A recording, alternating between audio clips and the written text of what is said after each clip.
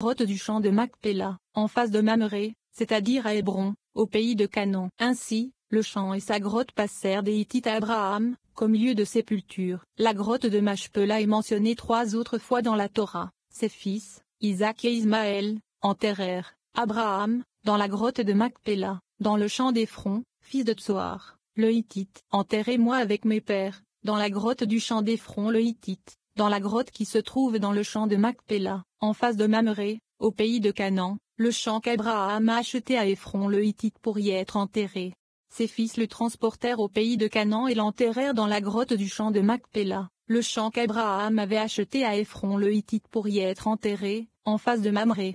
Le Zohar soulève la question de savoir pourquoi il est écrit une fois, dans ce passage, la grotte de Macpéla, une autre fois le champ de Macpéla, et une autre fois encore la grotte du champ de Macpéla. Le Zohar explique que le mot Machpéla fait référence à Malkout, car Machpéla signifie doublé, et Malkout est signifié par le deuxième du nom Aveya, la seule lettre qui est doublée dans ce nom. Le champ de Machpéla fait référence au fait que la Malkout est également appelée le champ des pommes saintes. Abraham savait que la présence divine, la Shechina, synonyme de Malchou, était présente dans le champ entourant cette grotte, et c'est pourquoi il voulait y enterrer Sarah. Mais il a caché cette connaissance aux Hittites et a fait référence à la grotte simplement comme la grotte de Macpéla, sans mentionner le champ. Cependant, lorsque la Torah elle-même décrit la zone, elle utilise le mot champ. Le Harizal développe maintenant cette explication. L'explication est la suivante. L'imam mère supérieure, qui est Bina, et la mère inférieure, qui est Malkout, se manifestent toutes deux par un nom Aveya épelé par la lettre E,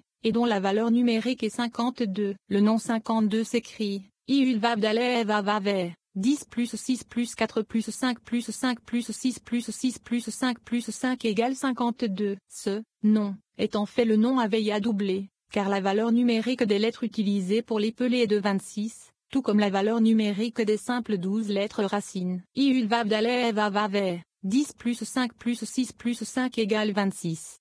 Iul Vav Daleh Vav 6 plus 4 plus 5 plus 6 plus 5 égale 26. Ainsi, l'ensemble du nom 52 peut être considéré comme un simple doublement du nom Aveya, 52 étant 2 fois 26. De plus, chaque lettre individuelle est doublée numériquement. La valeur numérique de la première lettre, Yud, est de 10, et la valeur numérique combinée des deux lettres utilisées pour l'épeler, Vav Daleh, est également de 10. De même, les 3 dernières lettres du nom Aveya, et Vav, sont épelées avec les mêmes 3 lettres, et Vav. Les 3 dernières lettres sont épelées en les doublant simplement. C'est pourquoi ce nom en général est appelé le Machpéla, car il est un double du nom Aveya. Le mot Machpéla signifie double, de la racine Kaf Pelamed. Or, ce nom possède 4 E, c'est-à-dire les 2 E du nom Aveya et les 2 E utilisés pour les épeler. Ceux-ci correspondent à 4 subdivisions de l'Ima supérieur, c'est-à-dire 2 états de Bina et 2 états de Tevuna, comme nous l'avons expliqué ailleurs.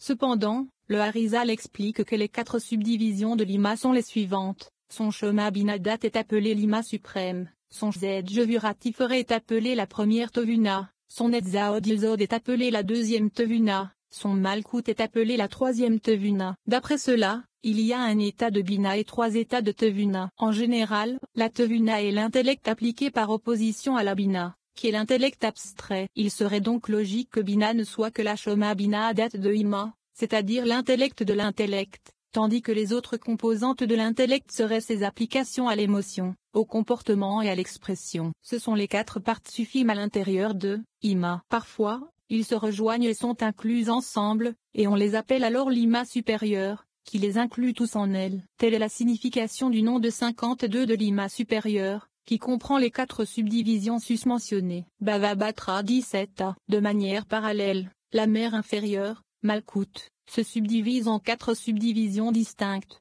correspondant aux 4 aides de son nom de 52, qui les englobe tous. Comprenez bien ceci. Rabbi Shem Vital note cependant plus loin qu'il n'est pas clair ce que sont ces 4 subdivisions de Malkout. Il y a donc 3 strates dans la signification du mot Machpéla comme doublé. 1. Le fait que le apparaît 2 fois dans le nom Aveya. 2. Le fait que chacun de ces est épelé avec un autre est dans le nom 52, ce qui donne 4 et 3. Le fait qu'il y a un nom 52 à la fois dans Ima et Nukba, ce qui donne 8 et. Après avoir discuté de ce que sont les 4 et dans le nom de 52 de Ima et le nom de 52 de Nukba, le Harizal se penche à nouveau sur les 4 et originaux. les deux est du nom Aveya et les deux est utilisés pour les épeler. Le premier est de tous est l'origine, et s'appelle la grotte de Machpelah. Par lui-même, il est appelé la grotte, mais comme il contient implicitement le est utilisé pour l'épeler, il est appelé la grotte de Machpelah. Le premier est en lui-même est appelé la caverne car il s'agit de quelque chose qui contient quelque chose.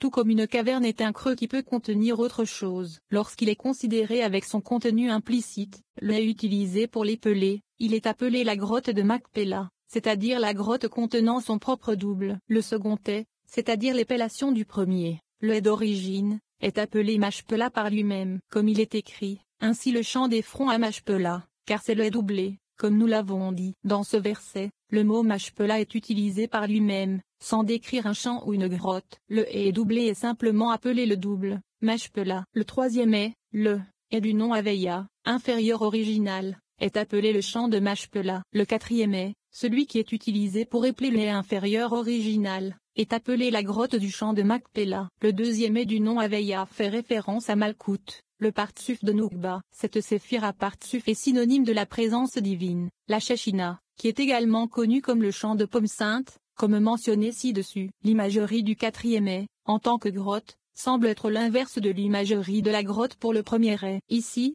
la grotte est le lieu où la chose qu'elle contient est révélée. Il existe également un cinquième aspect, qui n'est connu que sous le nom de la grotte sans aucun modificateur. Il s'agit d'une manifestation de la lettre E épelée par la lettre Iud ou Alais. Dans l'un ou l'autre de ces cas, elle n'est pas doublée. Parfois, la grotte de Machpelah est simplement appelée la grotte. Cela fait référence à la lettre E lorsqu'elle n'est pas doublée, mais épelée avec un Iud, comme dans le nom de 72 et le nom de 63, ou un Alais, comme dans le 45 nom. La valeur numérique de ce nom est aussi celle du mot qui signifie avec tout, Bakol, et on sait que les trois patriarches, Abraham, Isaac et Jacob, ont mérité avec tout, Bakol, de tout, Mikol, et tout, Kol. C'est pourquoi ils ont été enterrés tous les trois dans cette grotte. Immédiatement après qu'Abraham ait acheté la grotte de Machpelah et ait enterré Sarah, il nous est dit que Abraham était vieux, étant arrivé à des jours, et Dieu bénit Abraham avec tout. Le mot pour avec tout est Bakol. La valeur numérique de Bakol est 52,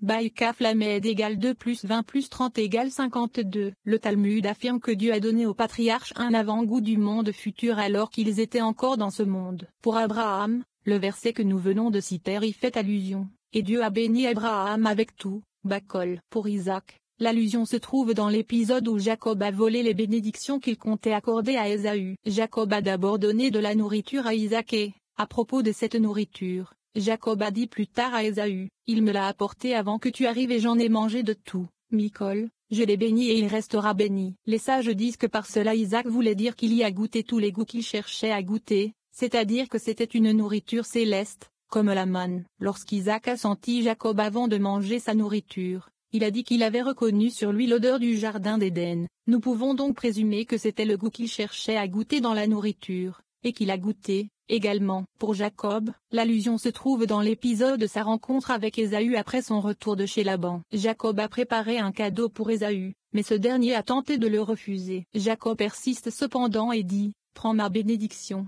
qui t'a été apportée, car Dieu m'a fait grâce, et j'ai tout. » Kol, 11 Ici aussi, ce tout fait référence à la grâce de Dieu au-delà de la générosité matérielle, au goût du monde à venir. Dans la mesure où la grotte de Machpelah incarnait la conscience divine de la Shechina, qui sera révélée dans le monde futur, les patriarches y étaient enterrés. C'est, également, le sens mystique de la déclaration des sages selon laquelle Abraham a eu une fille nommée Bakol. Les sages disent que le verset cité ci-dessus, et Dieu bénit Abraham avec tout, Bakol, fait également allusion au fait qu'Abraham avait une fille nommée Bakol. Elle a personnifié le 52e nom de Malkout, qui est la fille. Les quatre noms Aveya, possédant les valeurs numériques de 72, 63, 45 et 52, correspondent respectivement aux quatre partsufim Abba, Ima, Zerampin et Noukba. Zerampin et Noukba sont le fils et la fille de Abba, le père, et Ima, la mère. Le fait que cette fille soit mentionnée immédiatement après qu'Abraham ait acquis la grotte de Machpelah, même si elle doit être née avant cela, c'est-à-dire avant la mort de Sarah, indique qu'il existe un lien thématique entre elle et cette grotte. Ce lien est le fait que la grotte exprime les 52 noms de Dieu et que la valeur numérique de son nom est 52. La Torah nous dit effectivement qu'Abraham a été béni avec une fille, c'est-à-dire avec la Malchou, la conscience divine du monde futur, uniquement lorsqu'il a acheté la grotte de Machpelah, puisque cette grotte incarnait cette conscience divine.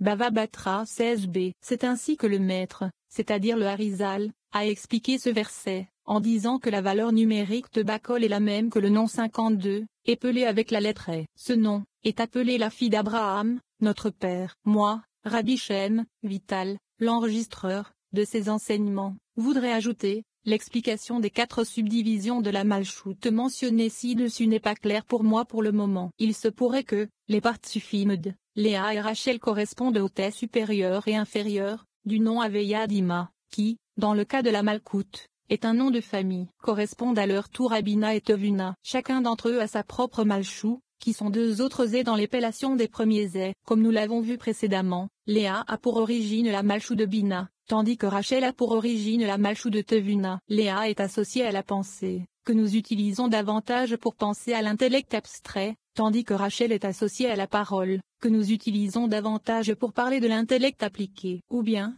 il se pourrait que les 4 se trouvent dans Rachel, comme nous l'avons expliqué dans notre exposé de Rosh Hashanah concernant la première bénédiction de la Hamida, en référence aux 4 commencements de l'année. Selon cette hypothèse, il y a 4 partsufim dans la seule Rachel, qui se combinent parfois pour former un partsuf collectif, tout comme le Hima surnaturel. Sur la base de ce qui précède, Chassidou explique que les 2 ais qui se manifestent dans la grotte de Machpelah sont le jardin d'Éden inférieur et supérieur, la demeure de l'âme dans l'au-delà. Dans le jardin d'Éden inférieur, l'âme reçoit sa récompense pour l'exécution physique des commandements qu'elle a accomplis dans ce monde, tandis que dans le jardin d'Éden supérieur, elle reçoit sa récompense pour les intentions intellectuelles et émotionnelles qu'elle a investies dans l'exécution de ses commandements. Les 2 ais se manifestent comme les 2 niveaux du jardin d'Éden parce que la forme du ais indique l'expansion en dimensions. Les 3 lignes qui composent le ais indiquent les 3 dimensions de largeur, longueur et profondeur. La jambe déconnectée du ais est vue comme une ligne perpendiculaire au plan défini par les 2 jambes connectées. Pour que l'âme puisse faire l'expérience de la divinité, elle doit prendre des dimensions, c'est-à-dire qu'elle doit être exprimée de manière à ce qu'un être sensible puisse l'intégrer dans sa propre conscience. Cette traduction de la divinité en une forme que l'âme peut intégrer est indiquée par le doublement du ais. Le second est latent dans le premier et la révélation de l'expression implicite dans le ais lui-même. À l'opposé des 2 ais se trouve le iud et le vav. Le iud indique le symptôme contraction, la contraction initiale que la divinité doit subir pour que le processus de création puisse avoir lieu. Le vav est considéré comme un autre type de symptôme,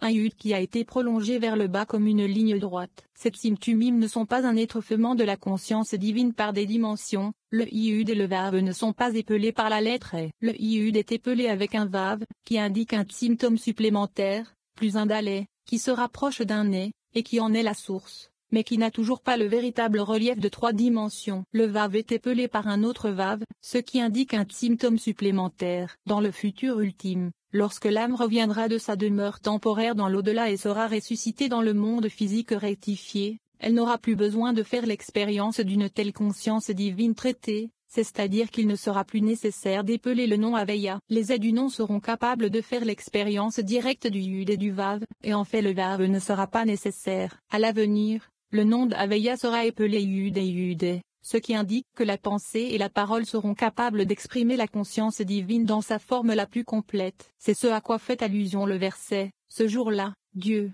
Iudé Vavé, sera, Iudé, 1, et son nom sera 1. Zacharie 14:2.9. Et Sharapazukim 119 Parachatoldot au début de la portion de la Torah lue cette semaine. Isaac et Rebecca prient pour avoir des enfants. Isaac a imploré Dieu en face de sa femme, car elle était stérile. Lorsque la lumière infinie de Dieu descend, elle se manifeste dans Attika, c'est-à-dire dans Ari-Campine. Ari-Campine s'étend sur toute la mesure de la Tsilut. Les autres, Partsufim, entourent Ari-Campine, à des degrés divers. Attika signifie l'ancien ou le primordial. Le partsuf qui se développe à partir de la dimension intérieure de Keté est appelé Attikiomin, mais le terme Attika Kadisha Saint-Ancien, ou simplement Attika l'Ancien, fait référence au partsuf qui se développe à partir de la dimension extérieure de Keté. Ari-Campine. Ari-Campine est synonyme de volonté. La volonté de Dieu de se manifester à un niveau particulier est responsable de l'existence de ce niveau de révélation, c'est-à-dire de ce monde. Ainsi, la volonté imprègne le monde entier qui se développe à partir d'elle et constitue la force intérieure qui anime toutes les autres manifestations de ses pouvoirs,